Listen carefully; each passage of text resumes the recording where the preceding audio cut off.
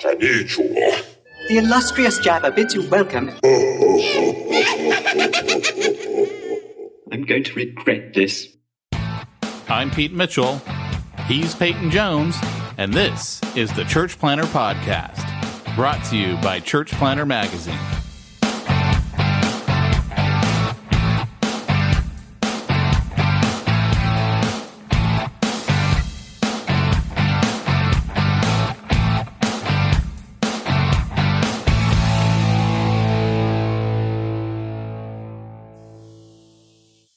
Hey, Church Planter, this is Pete Mitchell. And this is Peyton Jones. And you're listening to the From Concealment podcast. Wait, nope, not that one. You're listening to the Thriving Christian Ministry Ninja podcast. Ministry Ninja podcast? Nope, not that one either. It's a serious podcast, Pete. It's my longest running podcast. It's also my podcast with the most downloads. We've got like 500,000 downloads. Really? Yeah. Wow. I haven't had anyone sing Mogive to me in years, though. So, 500,000 downloads? Something like that. Pretty good. Yeah. It's not bad. Yeah. One or two people are listening. It's just me and my wife downloading on all of our devices over and over again. Wow. Can you imagine if he had that like a month? I mean, there's podcasts out there that get like... Yeah, those are real podcasts. I know, right? Those are one where people show up and actually want to hear it. It's probably like Joe Rogan. Isn't his the most popular podcast? Ours is the most popular church planter podcast on the planet. How is he up to, like millions an episode? Is that what Joe Rogan would be? I have no idea. Huh. But I actually really enjoy listening to Joe Rogan's when I listen to it. Yeah, he's honest, I think.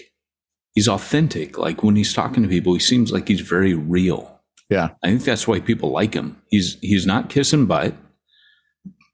He's just saying what he thinks, and he doesn't agree with everybody on everything. Right. And I think people dig that because he pushes back on stuff. Oh, he does. Absolutely. Yeah, I like that. I mean, he pushed back a lot when they brought someone on and he was bringing up the flood. And I mean, he's obviously not a Christian, doesn't believe in that. Right. But I find that stuff interesting because I like to hear, how do people who believe differently than me, how did they arrive at their conclusions? Right. So that way I can see, what are the holes in my arguments? What are the holes in their arguments? Yeah. So I appreciate hearing from people like that. Yeah, me too. Well, Pete, I had like this weird dream. This is why I wanted to record this with you. I had this weird dream that we had Don Stoner on our podcast, and we did this for like weeks, right? And he came on, he was talking all this like science mumbo jumbo, and then he started talking about like quantum physics and stuff like that. And I had this dream, like we actually let Don Stoner on our podcast. Isn't that crazy?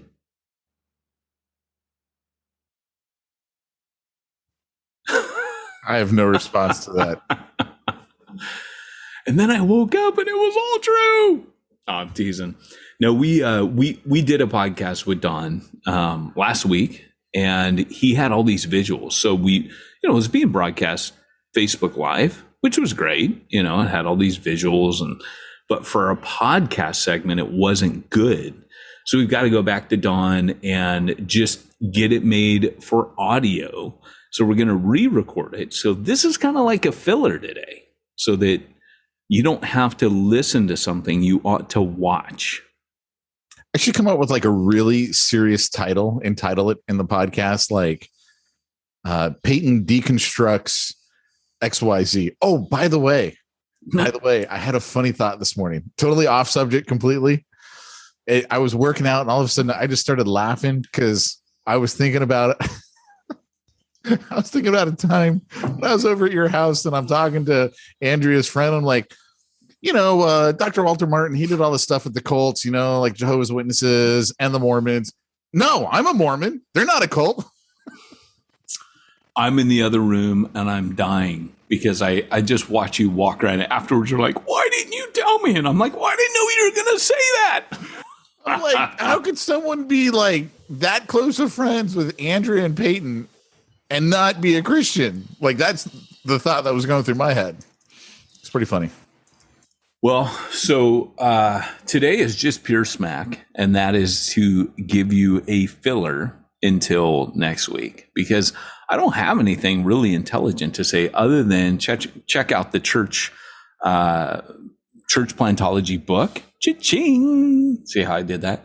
And also to check out the Ministry Ninja podcast. But other than that, it's Smack Talk. So I had to get my shameless plugs in there. How many listeners are you guys at for Ministry Ninja? Not what this show is. We're still building, Pete. We're still building. Yeah, but it is growing. I wasn't surprised because that's a much more serious podcast than this one. It is a more serious podcast, but you know, we've got our faithful listeners on here. I mean, we really have people that they're here. They're here for all of it, man. So, what about Robert Frazier? Is it Frazier? Is that his last name? Did you get that message last night? Yeah. That was great. Go ahead and tell him about it. Well, he just said he was watching Star Wars and he kept waiting for the podcast to start. He's watching Return of the Jedi. Ikachiko Nicha. The illustrious Jabba bids you welcome. And he was just like, I'm just waiting, you know. That honestly is the best work that Barry has ever done. Ever. It is absolutely. All of his church work, all of his church planting work, all of his internship, all of his Bible teaching. Nothing right. compared to the intro he did for the Church Planter podcast. Correct. Yeah. Correct. That was his zenith. Barry it goes downhill from here. So thanks for giving your best. You peaked at in your 20s. I'm just glad we got his best. Yeah. Yeah. Well, how old is he now? Squeezed it out of him. How old is he now? I think he's past 30 now, isn't he? Gotta be, right? Yeah. Because, I mean, I planted back in like 2005, and I think he was just out of college then, so he's probably like 18, 19 then. You know, I think that's when he got saved. So, pretty sure that's... Hey, was it your family that was saying one of you or Andrea was going to get the vaccine and the other one wasn't, and you were like trying to play the odds, like one of you would get it? And so if we were certainly talking about it, was it you? Because I can't remember who it was. I was like, that was me. That was us. No one had a brilliant that conversation. One of them gets it, the other one doesn't. Right? And you play the odds. Yeah, because it's all about risk mitigation. So we kind of had that idea, like, does one, just in case, right? Because nobody knows, like, they don't really know what this thing does or doesn't do. I think that's become really obvious recently. We were like, hey, should one of us get it, one of us doesn't, in case we both get COVID, one of us is good. Or if the shot is bad, then only one of you. Then one goes down, yeah. So either way, we're screwed, but just at different times for different reasons. Right. Yeah, because all I remember is I was bringing that up on the podcast I was doing with Dan today. I'm like, I don't remember who it was, but it was a brilliant idea. Yeah, it was us. And, you know, it's not a bad way to roll. I mean, you know, just depending. My whole family is sick, and I'm convinced I'm just an asymptomatic carrier. Oh, do they have it? I don't know if they have it. If you don't know, you don't have it, right? That's the way we operate in this family. You just got the flu in the summer? You just got the flu in the summer. You know how it is. Yeah, summer flu. Hey, yeah, it's possible. Well, this thing is so virulent. I mean, it is just so... it's just so transmissible that so many people are getting it right now. So, well, according to the government, we're all going to get it, even if you have the vaccine. Well, and the cool thing is, man, you got this immunity afterwards. You know, you get all the benefits without all the side effects. Right. So you are, in a sense, once you get it, it's kind of like you've been vaccinated. You know, people totally. Just get vaccinated. I did. I got COVID. I got vaccinated. Well, you thought I you got vaccinated. Oh, I've already had it. Yeah. Yeah. So when people say, oh, you know, if you get the vaccine, you don't get it as bad. Well, I pretty much had the vaccine then, right? I mean, if it doesn't stop this one, and getting exposed to it cuts down your chance of transmitting. I've already been vaccinated. Yeah. Right? Or vaccinated. The Delta variant, by that logic. the Delta variant, while it's way more transmissible, they did a study, I think it was England, 92,000 people. 40,000 of them were vaccinated, and none of them died when they got COVID. Right. And the 50,000 that were unvaccinated, only 6 of them died. Right.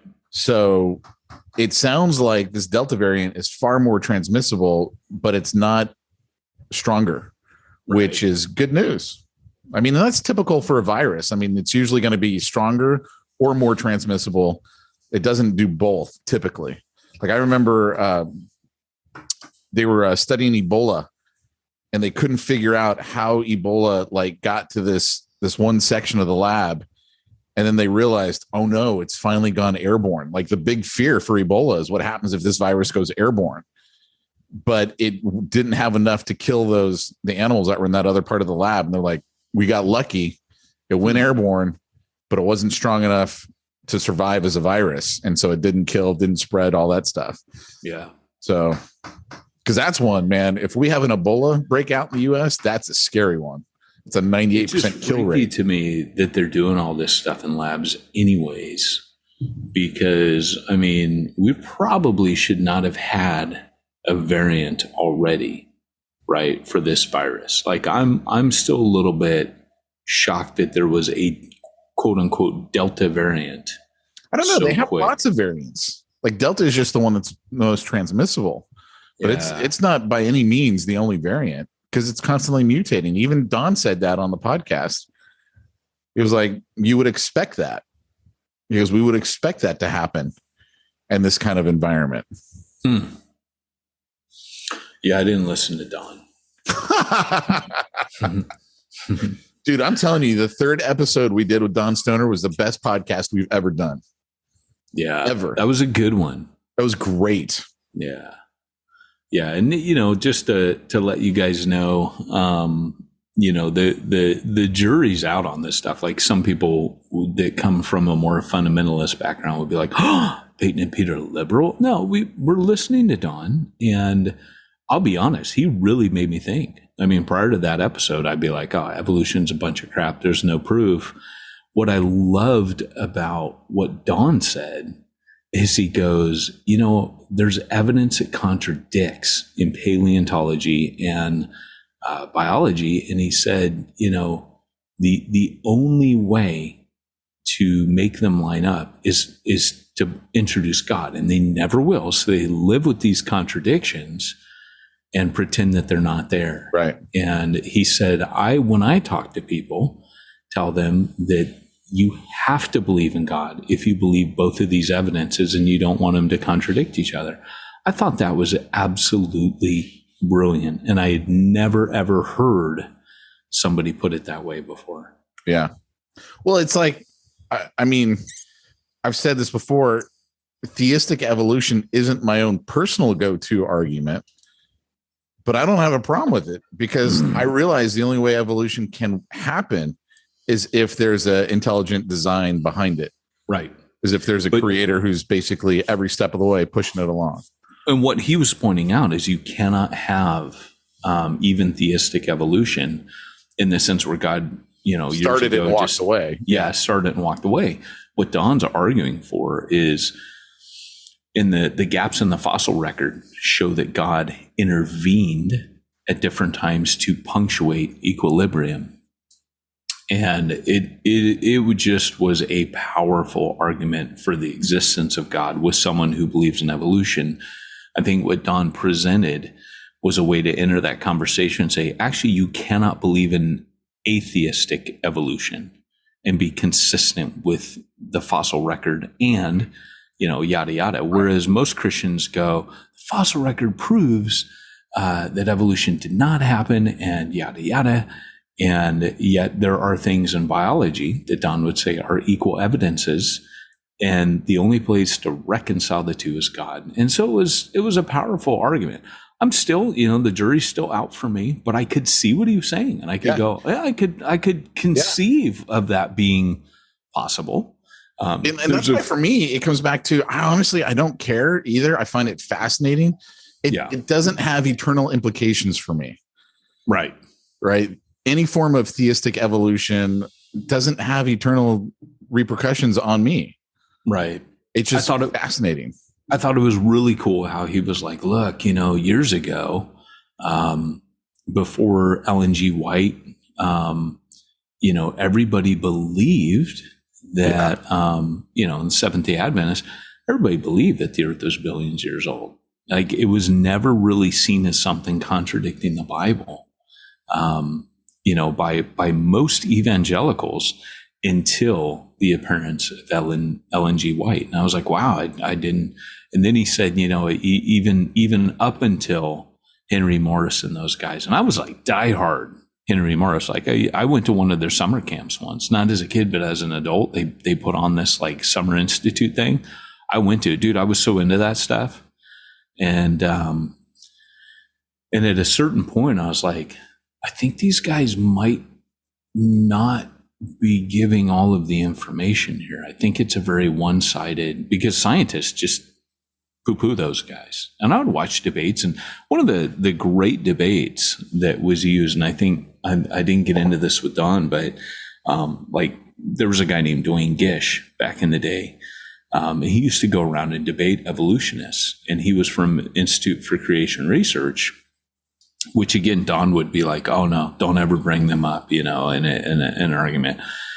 But Dwayne Gish had this amazing way of looking at, he would say very similar to what Don was saying, totally different interpretation of everything. But he would say, the monarch butterfly, how did that develop? And of course, he would go into where a caterpillar turns into goop in a cocoon, turns into liquid, and then reorganizes itself into a butterfly with an exoskeleton and these beautiful wings. And he's like, that's not really something that could evolve over time. And so taking what he's saying there and going back to Don's thing about punctuated equilibrium, they're just things that had to have just been created like that. Like you couldn't get there couldn't be a trial and error on a cocoon, on something liquefying itself. Like the species would die off. There's just no way for that to happen. So, well, yeah, I mean, even your blood clotting. Like, think about that.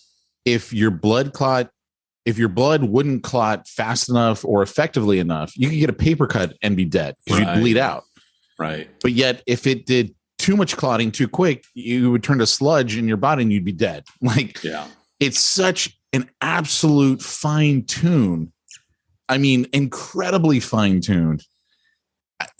It can't just happen. Right. It just can't. Yeah. Even like a heartbeat, like even some of the most primitive animals have some kind of circulatory system.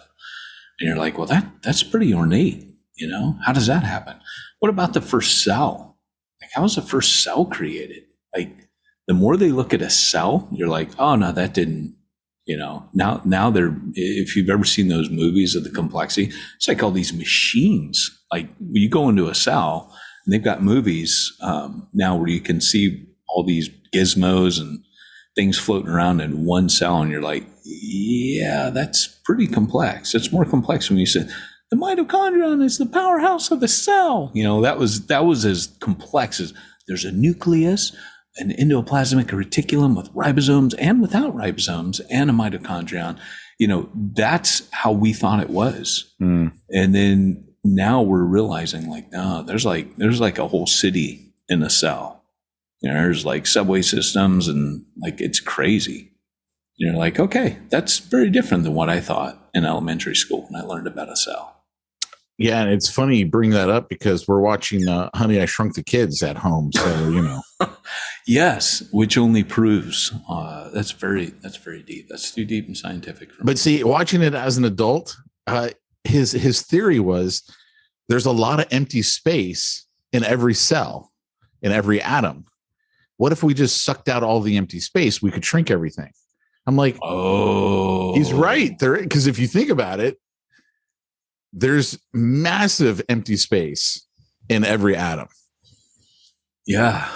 I like where he was going with that. Yeah, I don't know that I've actually ever seen that movie. I saw Honey, I Blew Up the Kids. I don't think I ever saw. Oh, it's not as good as Honey, I Shrunk the Kids. You got to go to the classic. I gotta say though, I will never forget when he blows up his toddler, and his toddler's like 6 foot tall, running around, right, wreaking havoc on the family and stomping everything. That was pretty funny. Well, that's what I look for, is a good chuckle. Same. I've never seen Little Shop of Horrors. Rick Moranis. I love Rick Moranis. I don't know that I've seen Little Shop of Horrors either. Yeah, but we were watching. Yeah, I know. We were watching musicals. We were watching Turner and Hooch because they came out with a TV show. Is that any good? Yeah, it's actually pretty good. The TV show is not bad. I mean, when you got young kids, I wouldn't watch it as an adult. Yeah. So we decided to go back and watch the movie Turner and Hooch. So we finished that like 2 nights ago. Hooch dies in the end, and we didn't remember that. Oh no! Did you destroy your kids? Dude, the kids are crying. Jamie's crying. I'm like, eh. So I watch E.T. with my family. Does he die in the end? He does not die. But he dies and he comes back. He does. He resurrects because Elliot tells him he loves him. So here's the thing. E.T. phone home. E.T. phone home. E.T. phone home. Home phone. You know, it's so funny because we showed Liberty this when she was maybe like 7 or 8. And we're like, oh, did you like it? And she's like, no. We're like, oh, our child's broken. So we think, we're going to redeem this because I know Eden is going to love this. Well, so like Liberty has always said, no, I don't want to watch it again. I don't want to watch it again. So we do the whole thing. We go to the store, we get the Reese's Pieces, like it's big night, popcorn, like all the Stop special candies, it's like a mini movie theater in our house, right? Of course, we got our new bedroom set up, right? Big king size bed and big TV and yada, yada. And so we're all ready. And we're convinced Eden is going to love this thing. So, well, Liberty gets home from youth group and we got a late start, and she plops herself down on the bed, starts watching it. Eden hates it. Liberty falls in love with it. Liberty's 12. So we're like, okay, this is not what we expected tonight, but now my youngest child's broken. You have no soul. I cried like 6 times in this thing. In E.T.? Oh my gosh, dude. Heck yeah. Wow, you and I are so different. Me. I know. It just gets me. It just, first off, there's the nostalgia. When I was 8 and I saw this thing, I saw it 5 times. The same summer as Ghostbusters. Wake me when it's over. So, it was just great. It brought back a ton of memories and a ton of nostalgia. I teared up a couple times at that. Are you going to watch the new Ghostbusters movie? Oh, yeah. I can't wait. I know I shouldn't set myself up. When is that coming out? I think it's November. We should have had it already. That should have been a thing already. What's Maverick, Pete Mitchell. If you guys do not know, if you've never figured this out, that's his name in it, Pete Mitchell. Millennials have no idea because the movie came out in 86. They don't know. So when I say I fly with Pete Mitchell, just know you can call me Goose. When you call me on the phone and I answer and say, talk to me, Goose, most people nowadays have no idea why I'm saying that. They have no idea why they're saying that, yeah. And why it was Big Guns marketing, not Top Gun, but Maverick. Pete Mitchell wasn't it the marketing Maverick back in the day? Yeah, my shooter shirt says Maverick on one side and Pete Mitchell on the back. Yeah. When I compete. Oh, is it really? Yeah. Oh, that's cool. Do people get it? Only if they were alive in 86. Why have we never gone to downtown San Diego to the barbecue restaurant, the Top Gun barbecue restaurant from the I didn't know there was one. Yeah, dude, that place, that's where they filmed that film where they're in the place and they're playing the piano and stuff. No kidding. Dude, that's downtown San Diego. Come on, let's go there. Eat some barbecue. Okay. It's total tourist spot. And Absolutely. The house where she is sitting on the railing out front, that's in downtown Oceanside, right by the pier. It's called the Top Gun House. And they just built a big couple of hotels around it, and the hotels bend around the property so that property's still sitting there, and they just restored it. It's called the Top Gun House. It's been there forever. It was derelict and run down, and then they fixed it up. I like that. Yeah, so it's right here in Oceanside. It's like 10 minutes from the house, man. It makes sense because isn't Miramar down there? Yeah. Yeah, well, and you got the naval base downtown. Yeah, you got Miramar, you got Camp Pendleton. I mean, if we ever get in a war, we're doomed. Like we're the first to get blown up down here. They're sending a nuke to San Diego for sure. Yeah, we're right in the strategic zone, so we're goners. World War III happens. Say goodbye to Peyton. Say goodbye to the Joneses. Well, good news is, according to my podcast with Dan Sams, we're pretty much sure the World War III is coming any day now. Yeah. Is it going to be a civil war or is it going to be an international world war? I would say it's going to be a combo. Oh, nice. Without a doubt. So it'll be civil war, and we bring in our enemies on each respective side. This is the front line. The enemies are going to wait until we've pretty much demolished each other, and then they're going to come in and mop up whoever's left. Yeah, there'll be nothing left. But I will be up in the hills shouting Wolverine with some 19. That was such a great movie. Some old Bronco. I rewatched it, man. I love that movie. Yeah. Wolverines! Yeah, Red Dawn, baby. And Everybody they did a dies, remake, man. and it wasn't any good. What? They did a remake. Oh, and it wasn't any good. Yeah, the remake wasn't that great. No, you can't redo that. No, that was such a good movie back in this day. It really was. Yeah. And what I love is that they up, were making fun of. It was shortly after Reagan instituted Form 4473, I believe is what it is, which is what everybody has to fill out when you buy a firearm from a dealer. And so the was it Cubans? Is Cubans with Russian backing? Yes, Cubans, yeah. Cubans. They were like, yes, we found your local gun store and we're taking all the 4473 forms and we're going to all those homes and collecting the guns. Yep. It was so funny. That's exactly what they did, yeah. Like, that's the reason why, the government wanted those 4473s, so they know who has what. The cool part is when they go to the guy's, I think it was like his grandpa or his dad, and dude was a total prepper. He runs a gas station. Yeah. He hands him everything. He hands him all these weapons and says, But they were all hunting weapons. I think they were just hunters. I don't think he was a prepper. I think he was just a hunter and was like, here, take all this stuff. Oh, man. And they knew how to live off the land. It's why I want to actually learn how to hunt. I have no desire to kill anything. Yeah. But I just want the skill set in case I ever have to go live in the hills. Yeah. Yeah. Because, I'm kind of funny that way. Yeah. Yeah. I remember when you were going down that rabbit hole and we were talking, I'm like, it's funny. I read that book years ago by, I think his last name is Strauss, Emergency. Yeah. And by the end of that book, you get a little paranoid. And even Neil Strauss says in the book, he goes, yeah, I started getting kind of weird. The further down this rabbit hole I went, the more paranoid I got. And you feel that as the reader, like you start feeling like, maybe I should take a knife course out in the woods. A knife course, I love it. Maybe I should have an underground bunker with a motorcycle that comes out a secret hatch like the Batcave, and he takes it like as he infiltrates the prepper community and he starts becoming a prepper. It's just that paranoia starts taking over. Yep. For me, Pete, I'm just always like, yeah, no, I'll die. That's cool.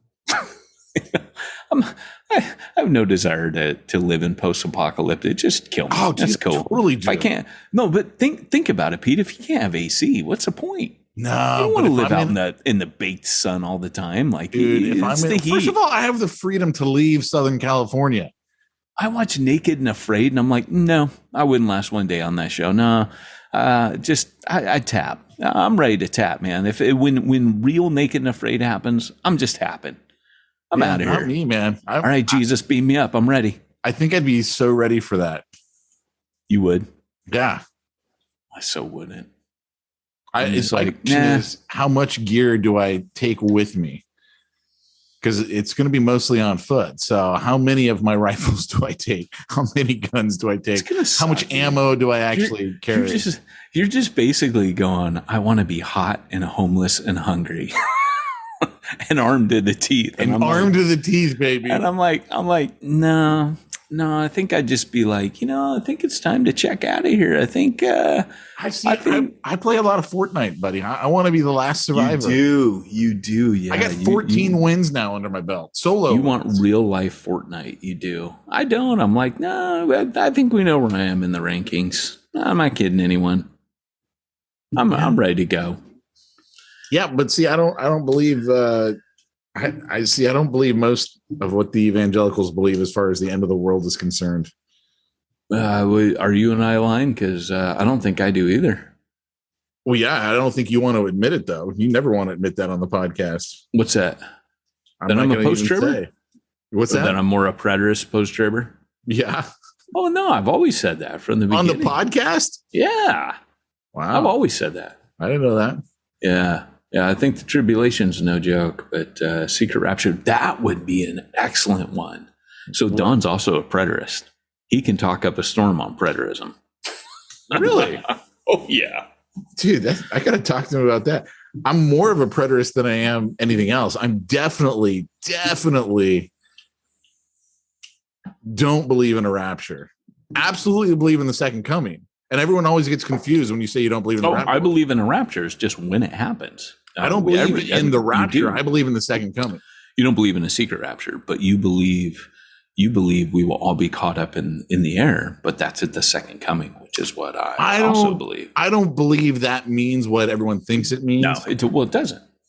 That's what I'm saying. It's more an idea. Every Christian believes in a rapture. It's just a question of when do you think it's going to happen. You know, I got this little list here about the last trump that is the signal for Christ to appear. I made this list up years ago. The last trump will be the signal for Christ to appear. And that's Matthew 24, 30 through 31. 1 Thessalonians 4:16. The last trumpet will accompany the earthly phenomenon surrounding the second coming of Christ. At the sound of the last trump, the wicked will mourn. At the sound of the last trump, the righteous will be raptured. It's Matthew 24. At the last trump, the righteous will be resurrected. It's all around. Do a word study on the last trump, and you will find it all happens at the last trumpet. It's all the same thing. So the secret rapture was something, if we wanted to go back and quote Don or copy Don, where he was saying, it came during Edward Irving. They had a prophetic, I didn't think the podcast was going this direction today. We're getting ready to hop off anyway, so we'll just leave you with this. But it came through a vision that someone had much. A 12-year-old girl in Scotland. Yeah. And it all happened that way. And it ended up becoming a thing. But prior to that, the church... In like the 1860s. Yeah, the church always believed they go through the revelation. Just read, the tribulation. Right. Read Fox's Book of Martyrs. That'll cure you of any belief that, God wouldn't let me suffer that. No, it's happened multiple times in church history, and people have suffered all of that torture and hardship and nastiness. And see, I got to have Don on just to talk about the preterist. If we could do that, because I really would. I'd love to know his thoughts on that. So, you guys, we're loving Don. We do need to. This is why our podcast will come to an end with no one listening. They'll be like, theistic evolution. They're just going to go down the line and go, hey, we're not advocating theistic evolution. Just to be clear, what we're saying is we're having a scientist on to hear how he talks to people. We're not telling you got to believe in that. What we're telling we're just saying the only way evolution can make any sense is if there's a creator. Yeah. Yeah. And Don, I believe he actually believes in theistic evolution, and that is where he made me for the first time open up to it. I've never been open to that before. It was the first time I thought, they're actually making some good points here. You're making me think. Again, I'll have to go back to the scripture. I'll have to look at, to make sure, is this viable? But I think Don kind of demonstrated he definitely respects the scripture and is looking very close at it. But anyways, guys, this is more just a filler to give you something to let you know we love you and to cuddle you a bit. Not to leave you by your lonesome this week after going on vacation multiple times this summer and leaving you a couple weeks. I'll never forget that meme that guy sent me when Church Planner Podcast doesn't drop a show that week. And it shows the guy kicking around by the playground and sitting on the bench all depressed. And that was from Narco. Yeah. And I was like, yeah, I get Pablo that. Escobar. I have a podcast that I listen to and have listened to for years on gaming, and more recently, they're just not posting every week, and I'm feeling that, and I don't want to do that to my audience, even if it's just a ridiculous show like today, where we're not even talking church planning. We at least want to say hi, check in, give you something to laugh to, something to come home to, something to do your yard work to, and tell you. And next week we'll be back with Don. with a non-boring episode. I dig it, man. All right. We'll be back next week, guys. Talk to you All then. right. See you guys later. Bye.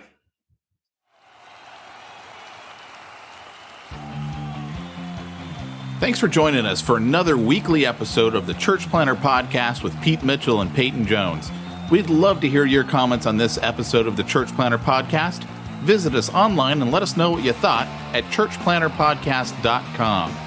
If you subscribe to us via iTunes and have enjoyed the podcast, leave us a positive review. The more positive reviews we receive in iTunes, the more iTunes will promote us to other church planners who would benefit from this show. This podcast is brought to you by the Church Planter Magazine, which is available in the iTunes newsstand or online via churchplantermagazine.com.